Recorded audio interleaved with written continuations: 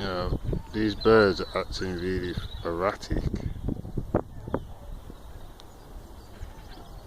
flying around in a swarm and in a circle.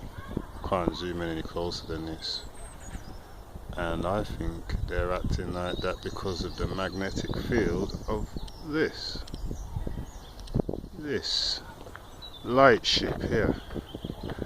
That's what I'm calling it today.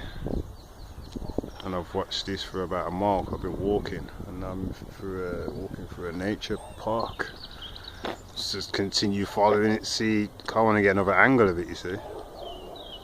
What I always notice when I'm catching these ships on camera, there is birds acting erratic, flying disorientated.